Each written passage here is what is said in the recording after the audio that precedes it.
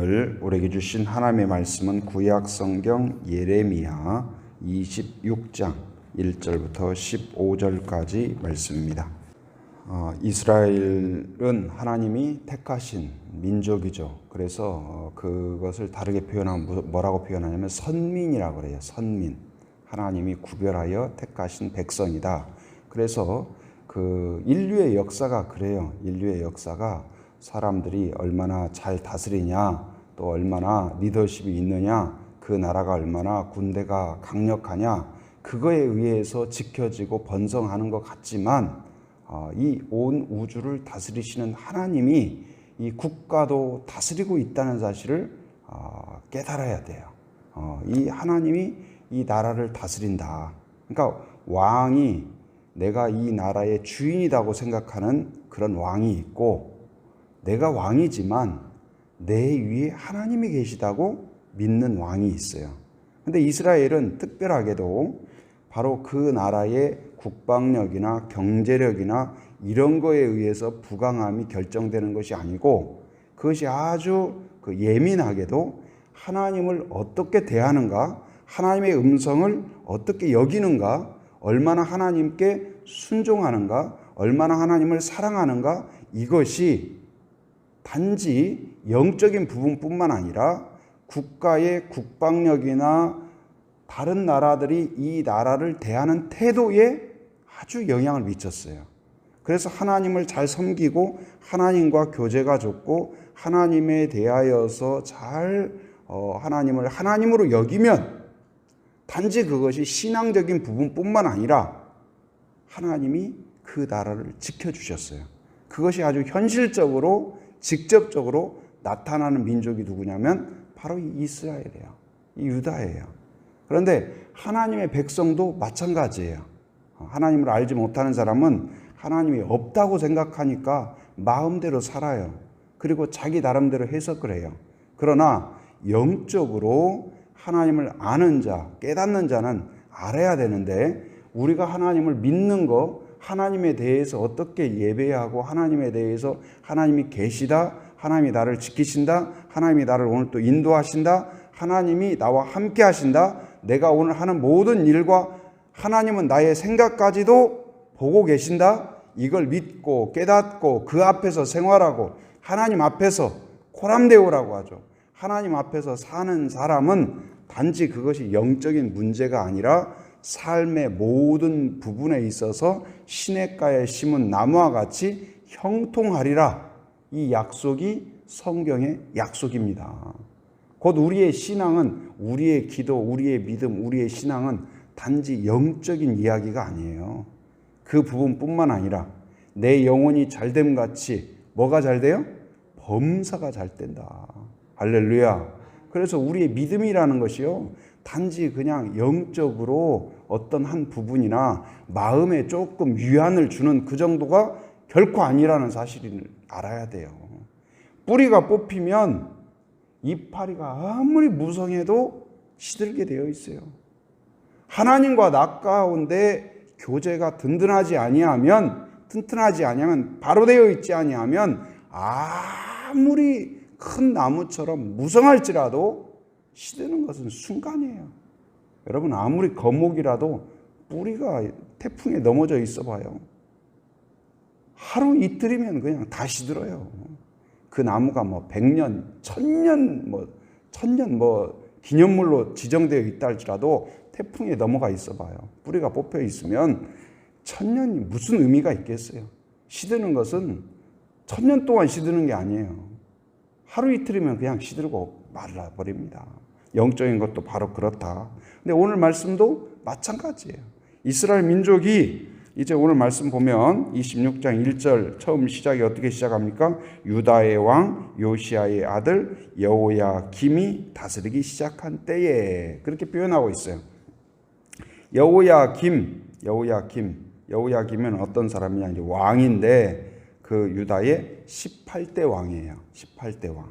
근데 이제 유다가 총 왕이 몇 대까지 있냐? 20대까지 있어요. 그러면 여러분 분위기를 아시겠죠? 나라가 패망을 앞두고 얼마 지금 남겨둔 그런 때예요. 아까 말씀드린 것처럼 이 유다가 흥망성쇠라고 하죠. 흥하고 망하고 성하고 쇠하고 곧 이것에 주는 요인이 무엇이냐? 그들이 얼마나 군사력을 강하게 하느냐? 거기에 나오는 것이 아니고 다윗이 골리앗을 물리칠 때 그의 힘과 능력과 용기가 그의 무술에서 나온 것이 아니고 어디에서 나왔어요? 나의 하나님을 믿는 믿음에서 나왔다는 사실이에요. 그런데 이들이 지금 이제 막 그 쇠락하는 길을 간다는 것은 하나님과 교제와 관계가 좋았을까요? 안 좋았을까요? 지금 문제가 있는 거예요. 문제가 있었어요. 문제가 있어도 아주 심각하게 문제가 있어요. 우리가 몸에 문제가 있어서 몸에 문제가 있으면 어디를 가요? 병원을 가죠. 병원을 가서 누구를 만나요? 의사를 만나죠. 그럼 의사 선생님이 또 여러 가지 검사하고 뭐 CT 찍고 뭐 하고 해가지고 피 검사해서 딱 보니까 당신은 이거 지금 문제입니다. 이렇게 고쳐야 됩니다. 이렇게 해야 됩니다. 그리고 지금 심각합니다. 이대로 두면 지금 생명이 위태롭습니다. 이야기하니까 환자가 화를 팍 내고 책상을 딱 치면서 당신이 지금 내가 얼마나 건강한데 지금 이러냐고 화를 낸다고 생각을 해봐요. 여러분 어떻게 생각하겠어요? 그 환자에 대해서 아직 외모가 건강하다고 내 생각에 나는 건강하다고 생각하는 사람이 있죠. 그러나 의사의 그 지적을 받아들이는 사람이 있고 아니면 웃기지 마라. 그런 사람이 있어요. 그렇다면 어떤 사람이 지혜로운 사람일까요? 그런데 영적으로 마찬가지예요. 타락했을 때, 하나님과 문제가 생겼을 때, 하나님의 뜻을 거부했을 때, 하나님이 안 계신다고 생각하다 보니까 그걸 뭐라고? 아나무인이에요.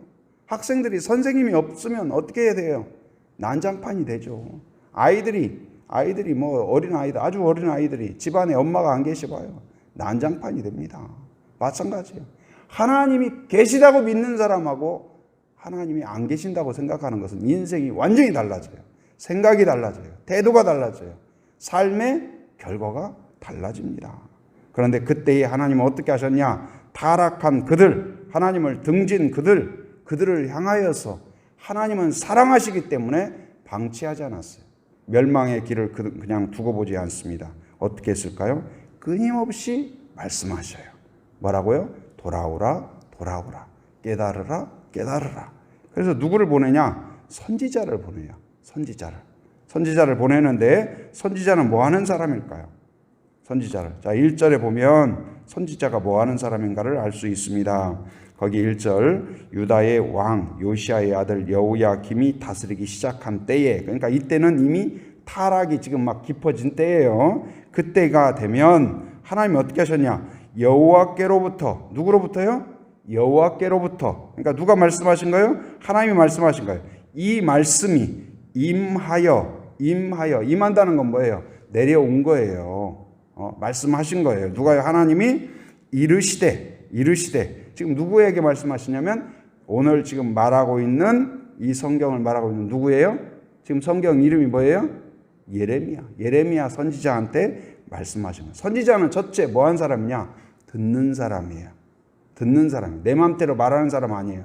기분 나쁘다고, 유감 있다고, 하는 태도가 불량하다고 내가 막 마음대로 이야기하고 저주하고 막 그런 사람이 아니고 뭐 하는 사람이 첫 번째는 듣는 사람이에요. 무엇을요? 하나님의 음성을.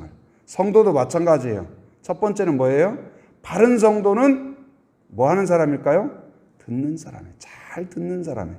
좋은 학생은 어떤 사람이 좋은 학생일까요? 선생님의 말씀을 잘 듣는 학생이에요. 그래서 제가 어렸을 때는 학교 가면 엄마가 항상 당부하는 게 있어요. 잘 들으라. 뭘 잘 들으라고 했을까요? 누구 말 잘 들으라? 선생님 말씀 잘 들으라. 선생님 말씀 잘 들으라. 선생님은 우리를 집에 보낼 때 뭐라고 말씀하셨을까요? 잘 들으라. 누구 말 잘 들으라? 부모님 말씀 잘 들으라. 부모님 말씀 잘 들으라. 그리고 세배하러 가면 과거에는 이제 동네 어르신들한테도 세배하러 다녔거든요. 그럼 항상 축복의 말이 뭔지 아세요? 엄마 말씀, 아빠 말씀 잘 들으라. 엄마 말씀, 아빠 말씀 잘 들으라. 그래서 착한 아이는 어떤 아이일까요? 잘 듣는 아이예요. 성도도 마찬가지예요. 첫 번째는 귀를 기울이는 사람입니다. 듣는 사람입니다. 하나님은 오늘 또 침묵하는 분이 아니에요. 하나님이 침묵한다는 것은 대단히 문제가 생긴 거예요. 여러분, 이 관계가 안 좋으면 말이 없어집니다. 냉랭해지죠. 부부간에도 관계가 안 좋아지면 말이 없어져요.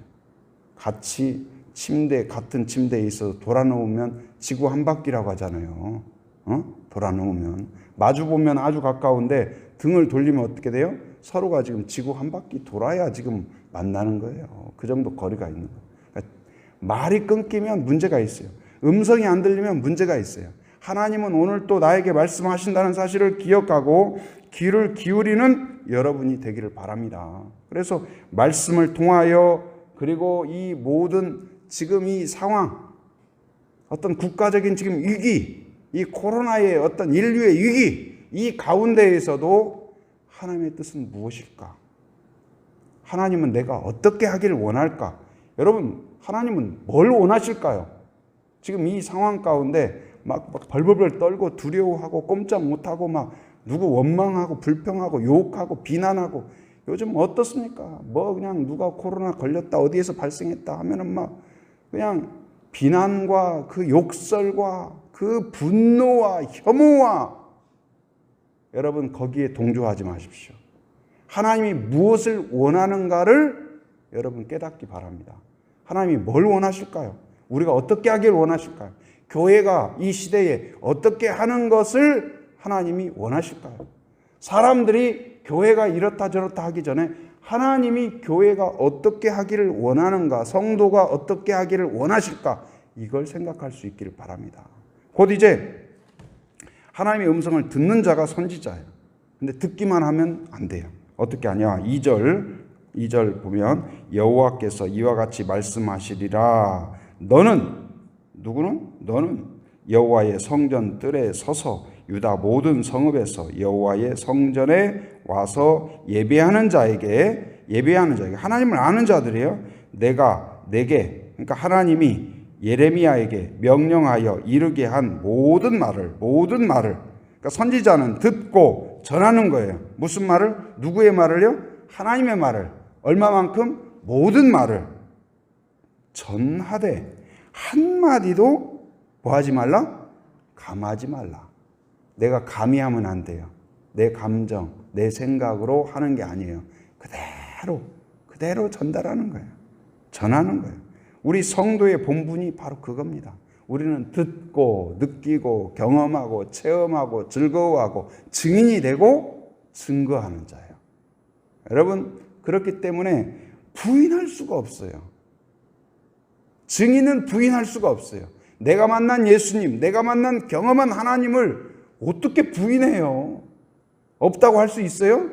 다른 사람들이 100명이, 1000명이, 10,000명이, 모든 국민이 다 여론이 99.9%가 하나님은 안 계신다고 오늘 헌법으로 정한다. 그런다 할지라도 부인할 수 있어요, 없어요? 부인할 수 없는 거예요.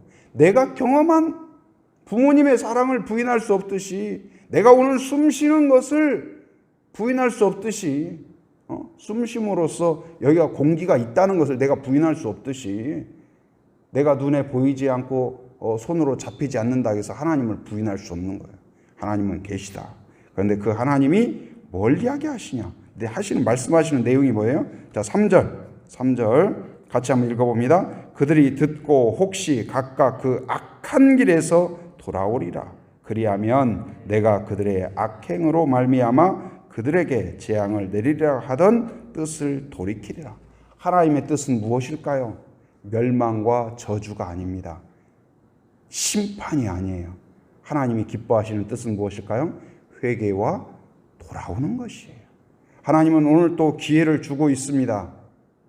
우리에게 기회를 주고 있을 뿐만 아니라 한국 교회에 기회를 주고 있고 우리 민족에게 기회를 주고 있고 인류에게 기회를 주고 있어요.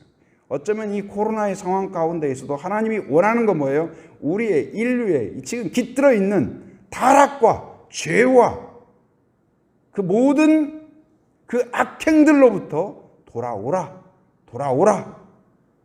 어쩌면 애굽의 10가지 재앙 가운데에서도 그런 생각을 해요. 10가지 재앙이었죠.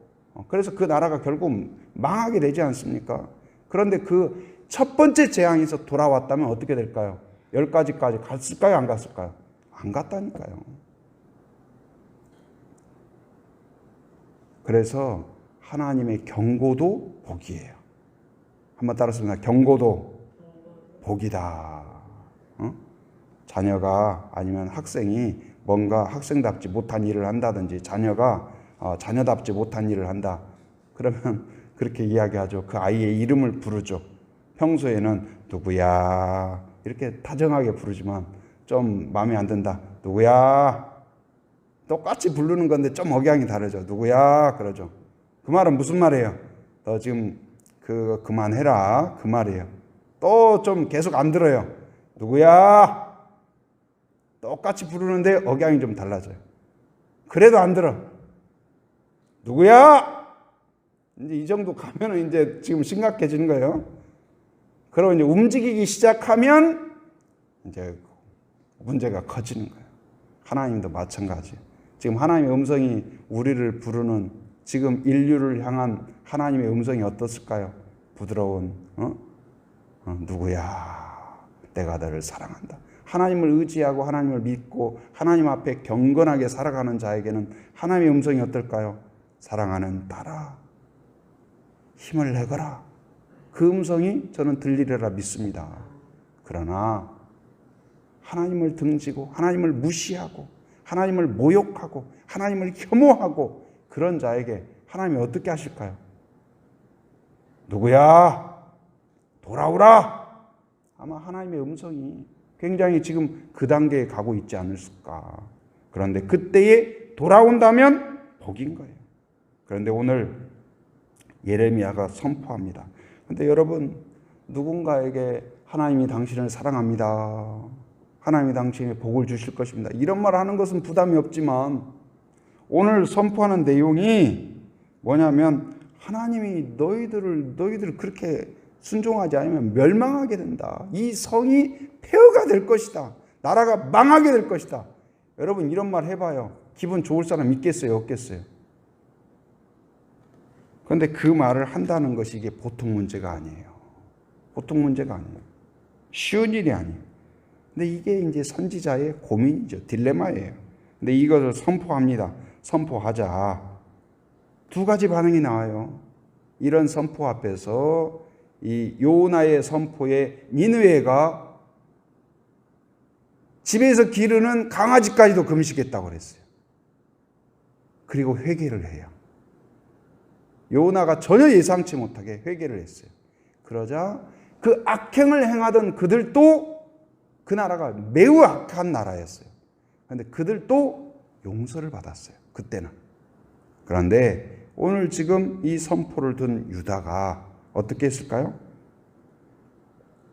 8절 같이 한번 읽어봅니다. 예레미야가 여호와께서 명령하신 말씀을 모든 백성에게 전하기를 마침에 어떤 결과가 나타났을까요? 제사장들과 선지자들과 모든 백성이 그를 붙잡고 이르되 내가 반드시 죽어야 하리라. 화가 난 거예요. 의사가 당신 이렇게 하면 안 됩니다. 그랬더니 의사 멱살을 잡으면서 이 나쁜 놈아, 네가 지금 나한테 무슨 말을 하는 거야? 그런 거 똑같아요. 회개는 성령이 함께하는 증거입니다. 우리를 깨닫게 하는 거예요. 찔림이 있어요. 반성이 있어요. 돌이킴이 있어요. 그러니까 돌이키면 산다. 사람은 죄 때문에 죽지 않습니다. 죄가 많아서 죽는 게 아니에요. 왜 그랬을까요? 회개가 없으면 죽어요. 돌아오지 않으면 죽어요.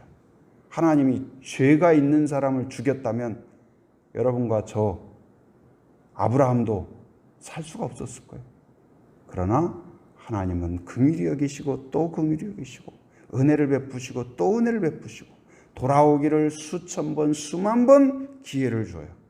그러나 하나님은 참으시지만 영원히 참지 않는다는 사실을 알아야 돼요. 하나님이 오래 참으시니까 하나님을 아주 가볍게 여겨요. 무시해요. 모욕해요. 혐오해요. 이게 타락의 증거입니다. 타락의 증거예요. 그러나 그 멸망의 때가, 지금 멸망의 때가, 저는 마지막 때, 이 바울도 계속 마지막 때 이야기하죠. 마지막 때가 한층 다가왔다는 증거를 우리가 깨달아야 돼요.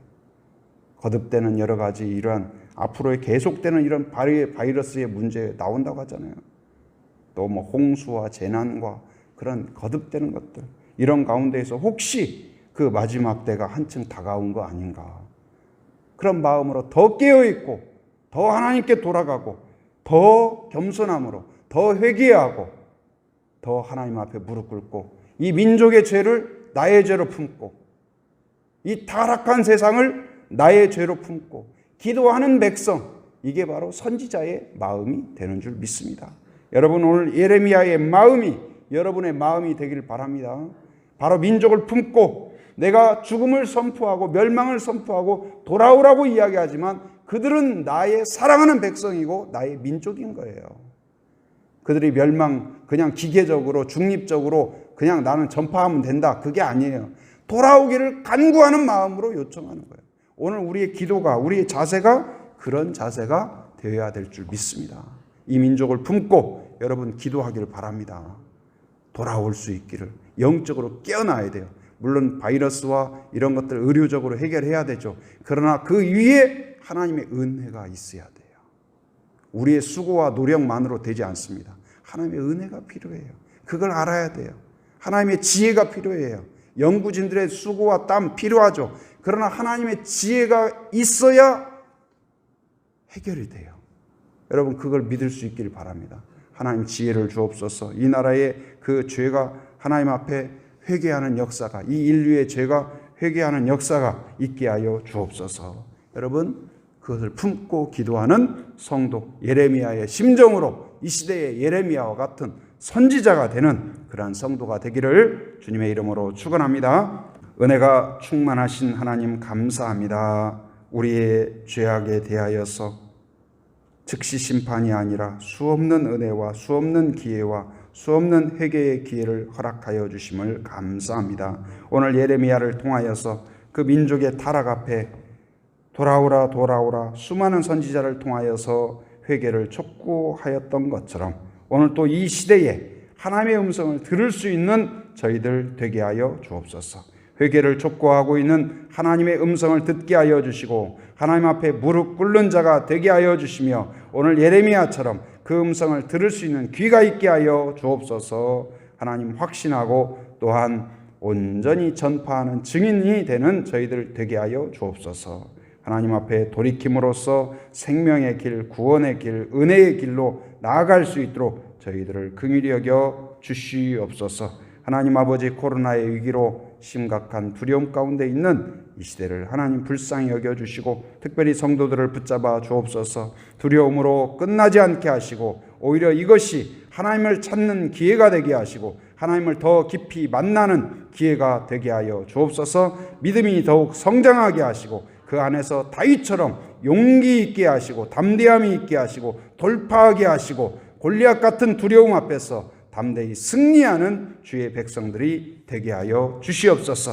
특별히 한국교회가 이번 기회를 통하여서 더 하나님께 나아가게 하시고 깃들어 있는 모든 세속화된 더러운 것들을 떨쳐버리게 하시며 경건한 교회가 되게 하시고 거룩한 교회가 되어 드디어 세상의 빛과 소금이 될 수 있도록 인도하여 주시옵소서. 이 코로나 위기를 극복하기 위하여서 국가적으로 또한 의료적으로 여러 가지 노력하고 있습니다. 그 수고와 땀 위에 하나님의 은혜를 베풀어 주시옵소서. 또한 하나님, 우리 마음속에 있는 그 교만을 꺾으시고 하나님의 은혜가 필요함을 깨닫게 하시고 하나님의 지혜를 구하게 하여 주시옵소서. 하나님, 이 바이러스 대치뿐만 아니라 이 세상에 깃들어 있는 모든 악행들과 더러운 것들이 하나님 아버지, 하나님 앞에 회개함으로 씻어지는 기회가 되게 하여 주시옵소서. 오늘 또 새벽을 깨우며 함께한 성도들을 축복하며 기도합니다. 안전을 지켜주옵소서. 건강을 지켜주시옵소서. 마음의 기도와 소원을 하나님 응답하여 주시옵소서. 오늘 또 삶의 현장에 살아가는 모든 성도들 안전과 건강을 지켜주시며 악한 것으로부터 막아주시고 더러운 것을 치워주시옵소서. 해외의 육지에 군에 있는 가족들 자녀들 하나님 눈동자와 같이 지켜주시며 오가는 모든 소식마다 복된 소식 되게 하여 주시옵소서. 지금은 우리 주 예수 그리스도의 은혜와 하나님의 풍성하신 사랑과 성령의 교통하심, 인도하심의 역사가 오직 하나님의 말씀을 듣기 원하며 순종하기 원하며 전파하는 증인이 되기로 결단하는 한 사람 한 사람 머리 위에, 가정 위에, 일터 위에, 사역 위에 지금으로부터 영원토록 함께 하시기를 간절히 축원하옵나이다. 아멘.